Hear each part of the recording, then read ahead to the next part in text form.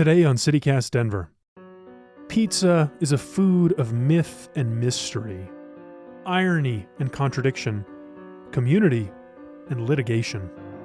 It's a food of late nights on 13th Avenue, spilled beer, ripped jeans, a food of red and white checkered tablecloths and grease-stained paper plates. It's the food of my personal dreams and nightmares.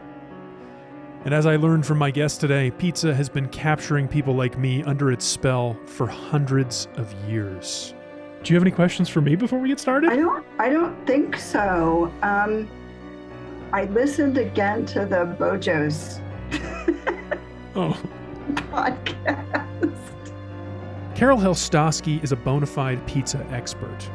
She's a professor of history at the University of Denver and the author of a terrific book called Pizza, A Global History, which made her the perfect person to press on my most vexing pizza questions.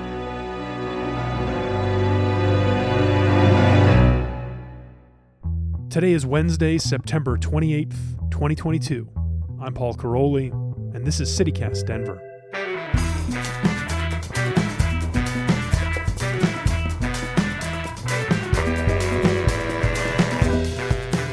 Hello. Can you hear me okay? I can. Hey. Sorry about that. I was trying to get out of everything else. I know it is. I got about a zillion tabs up right now. Carol Helstosky, welcome to CityCast Denver. Thanks, Paul. Thanks for having me. So, Carol, we were just off mic trading our pizza quibbles, I don't know, eccentricities maybe, and recognizing the fact that there are so many other people who have this same obsession. Carol, why are we like this? Why are you like this, you mean? And why am I like this? Yeah. Or why are people like this? Why does pizza have this special power over some of us? You know, it's interesting, Paul. When I wrote my book on pizza, I had no idea what I was getting into. I'm a historian of Italian consumerism and Italian food, and I like pizza as much as the next person, right? Mm-hmm. But of course, that's everybody. I mean, everybody loves pizza in their own way. Mm. And since the book was published, I became aware of so many people with really differing views on pizza. And that strikes me as being important or significant as a historian of consumerism, because I can't think of another food that elicits the same emotional response and that elicits the range of responses, right, that people have. I think you're right. There's something about that universality, but then the specificity, like you get to have it your way. Mm-hmm. And that actually touches on a theme from early on in your book where, you know, I didn't know the history of pizza. I didn't know the formation of this thing. I think we kind of have to, you know, we're pretty early on here. Let's start with that. Can you tell the pizza origin story? Sure. And I want to be careful here to say that with the history of pizza, it's hard to do archival research. Pizza was, of course, food of the poor. So who would record anything about that, right? Mm. There's very few textual resources or sources that historians have to go by. We do know that something called pizza was widely available and commented upon, originating in Naples, Italy, in the 18th century or 1700s. Pizza became more and more popular, meaning those who visited Naples, so many other Europeans, but also later Americans, would pass through Naples en route to Rome and Venice and other places. And they recollected or recorded this proliferation of pizzerias and mobile pizza vendors and poor people, mostly sailors and workers, buying and eating pizza for a quick, filling meal. I love the image of a sailor, a fisherman, stopping for a slice before getting out on the boat for a day's work. Right. That's just such a beautiful romantic image to me. Right. Or someone grabbing it, on the way to whatever their job was. But it's interesting to me that with pizza, there's such a strong reaction against those, what I call those kind of working class origins of the food. Like people want to deny that exists. And yet it returns to that. and pizza became American and sort of became a food of the poor again. I learned that in your book. Do you want to talk about how pizza became American? Sure. Pizza became American in several ways. The most obvious way was through Italian immigration. They went both to North America, a lot of places in the United States, as well as South America and other parts of Europe. And in particular, when Southern Italians, and particularly people from Naples, went to these other locations, they set up food that was familiar to them. They opened up pizzerias or sold pizza out of their homes. These places, to my knowledge, were not extremely popular with non-Italians until around the 1950s, 1960s. And then we have another thread of the popularization of pizza in the United States, which has very little to do with Italian migration. And that, of course, comes from the founding or the creation of the two big corporate pizza restaurants or chains or whatever you want to call them. Both Domino's, which starts as Dominic's, and that is founded in 1960 in Michigan. And then, of course, Pizza Hut, which is founded in Kansas, of all places, in 1958. So, Carol, we're kind of getting into one of my favorite topics around pizza, which is authenticity. People are obsessed with authenticity when it comes to pizza, myself included. New York pizza has to be made with New York water, according to one pizza place in town. But people are obsessed with this. That's the point. What do you think makes a pizza authentic? Again, we go back to this question of personal preference, right? And it really depends on who you speak to. I know, for example, and as part of my research, I found that in Naples, Italy, right, the so-called birthplace of pizza, there were an awful lot of restaurants that said, hey, we make authentic Neapolitan pizza.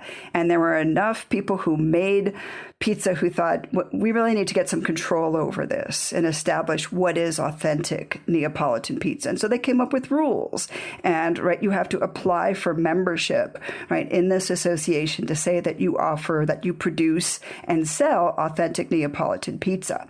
Everywhere else, though, there is this fascination that we have, one about determining exactly what is authentic, right down to the last, ounce of ingredient or pinch of salt or whatever it's going to be, cooking technique. And we're also obsessed with point of origin. And this is something I found as a historian. I get emails or phone calls all the time asking me, hey, do you know who invented the first blah, blah, blah pizza? Mm-hmm. Right. And as if I have a chart mm-hmm. with names and dates. Right. Well, you brought up one of the most fascinating corners of the pizza world. It's this association, this Associazione Verace Pizza Napolitana, which I'm sure I just brutalized in my... You did okay. Thank you. Can we talk a little bit more about what that organization does? Because your book really changed my perspective on them. I used to think they were being snobby, but that's not really what it's about, is it? I think they want to protect pizza as a cultural artifact, right? Or an important part of Neapolitan food traditions. So for them, pizza is about more than just attracting tourists or starting a corporate chain of restaurants to sell authentic pizza. It's a way of life, and it's an integral part of their history. So I totally understand why they would band together and say this is authentic pizza and it's something that deserves to be protected as one would protect, an important piece of art or the ruins at Pompeii, right? But instead of hoarding it like you might do with an art collection, they wrote it down. They wrote down the recipe and they gave it to the world. Yeah. Which is incredible. They're generous, right? In that respect. And also they don't mind if you set up an authentic Neapolitan pizzeria in Brooklyn, New York, or Tokyo, Japan, or, wherever. They don't care as long as you pay the appropriate amount of respect, right, to authentic Neapolitan pizza. Listeners might not know this. I bet you do, Carol. There is one place in Denver that has the certification that does it according to the rules. It's called Marco's Coal-Fired Pizza in Lodo. Have you ever been to Marco's? I have. It's delicious.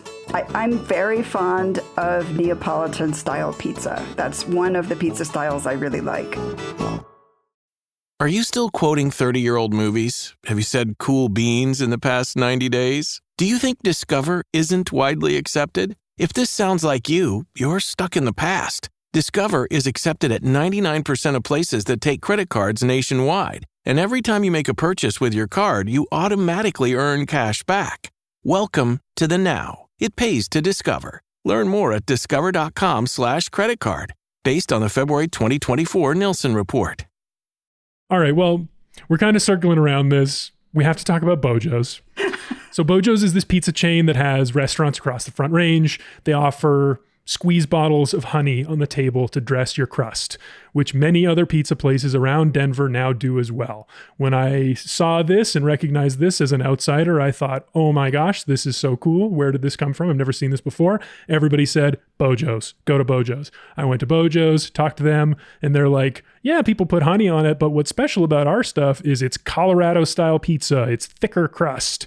And then, of course, I learned that they have actually trademarked the term Colorado style pizza. So it's just this big morass of like confusing claims to authenticity, and at the core of it is this really bad pizza with really dry, big crust. Carol, what is your expert opinion on Bojo's and Colorado style pizza? My expert opinion is my personal opinion as well. I just mentioned I love the Neapolitan pizza in part because I love the crisp crust. I love the char. I love what Italians call the cornicione, or the edge or the rim of the pizza. To me, that has to be thin. And anyone who's had Bojo's pizza knows that the mountain pie is enormous, right? It's like a cake or something. It's huge. The worst cake you'll ever have. And it's spongy and it's thick.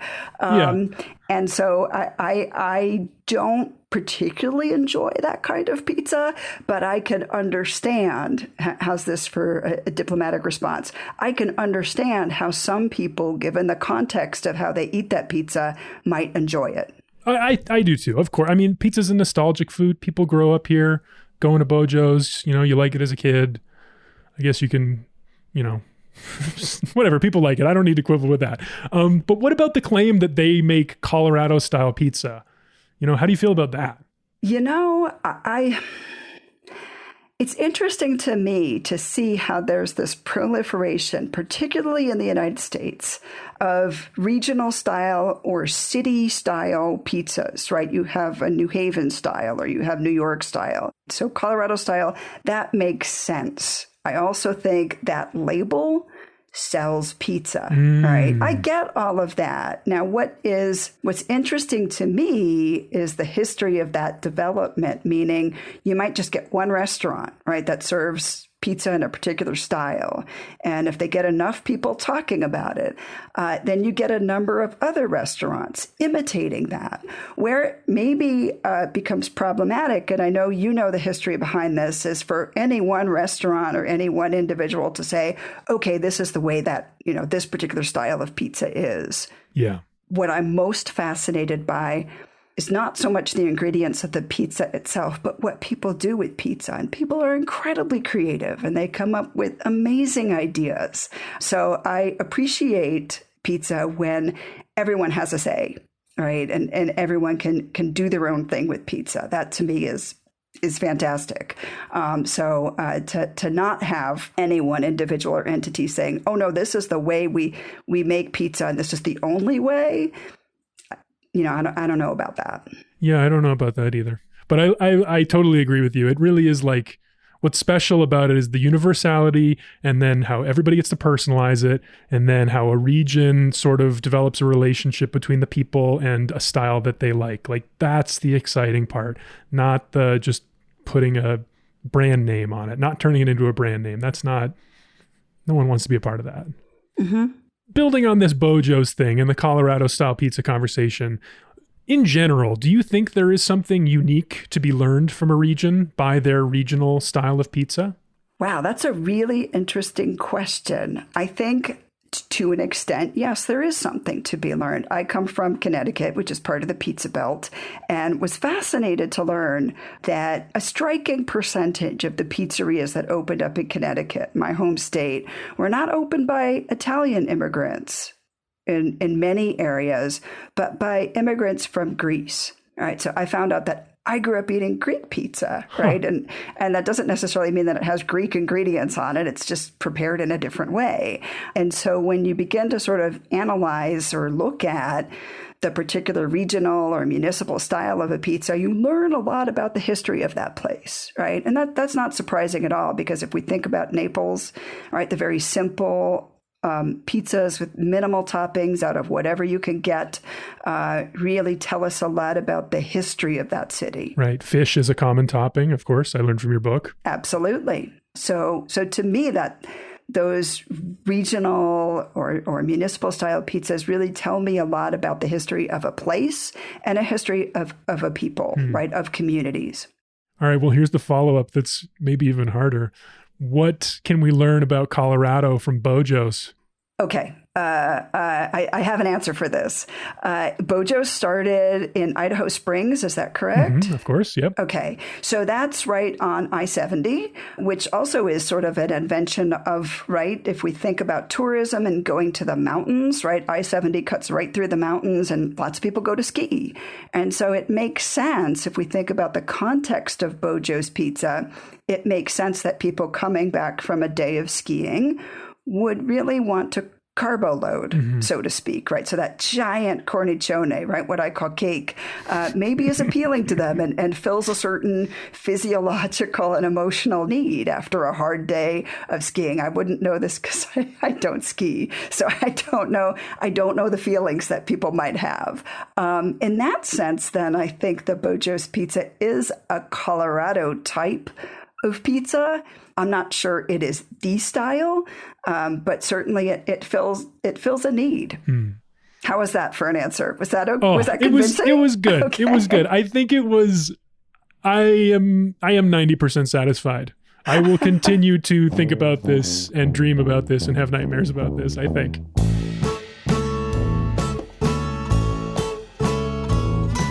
All right, well, Carol, we have to wrap up, and I think what we need most is a recommendation from you. What's your favorite pizza place in Denver?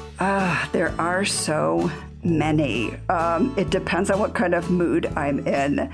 If I want the New York slice, of course, I like Anthony's. If I want a good veggie pizza, there's a place on Colfax called Enzo's End, which to me, they put all kinds of peppers on the pizza, and I love that too. We've already talked about Marco's, and that's a good pizza as well. Oh, yeah, Marco's is great. Enzo's I like because you can go to the PS Lounge next door, that dive bar, and you can have the Enzo's people deliver you the pizza next door and have it at the bar. Yeah. Which is a recipe for a great night.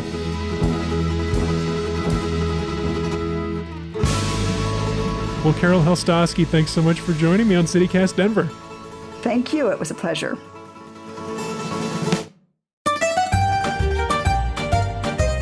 Tomorrow, Pizza Week continues. Because even with Carol's professional help, I'm still not 100% satisfied with Bojo's and the whole honey on the crust thing. And I cannot explain. I mean, maybe someone put the honey down at some point, right? Because that crust is so thick. So maybe it was like a biscuit that people wanted to eat with honey. I don't know. Honey has no, to me, that's the part that I don't get, just personally speaking. Ever since I first shared my obsession with Bojo's on the show a few months ago, I've heard from tons of people with theories and new leads to chase down. So join us tomorrow morning. I've got some new info that's going to change Denver's pizza landscape as we know it. Hello, JD here. I'm from Lakewood. I wanted to get in my takes on the pizza.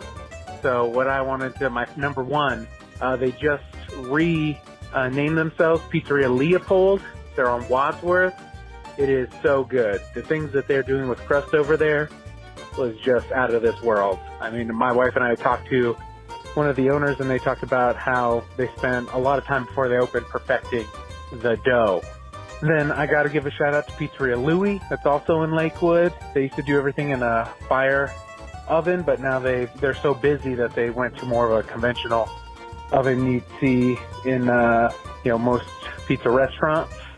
Just because the volume is so high. They got great stuff. Got to give it up to them. Their logo is great. It's like mountains made out of pizza slices.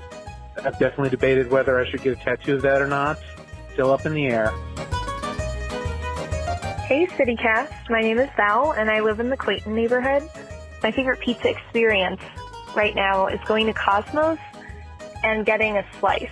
I'm an East Coast girl through and through, and I absolutely love just grabbing a slice of pizza and like picking it out over the countertop. There's something so satisfying about that, and their pizza's really good. I'm so excited that Paul is just as passionate about pizza as I am, and for Pizza Week, I definitely want to hear more recommendations. Thanks.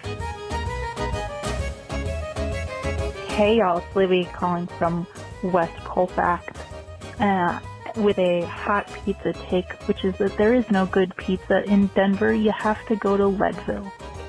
Anyway, love the show.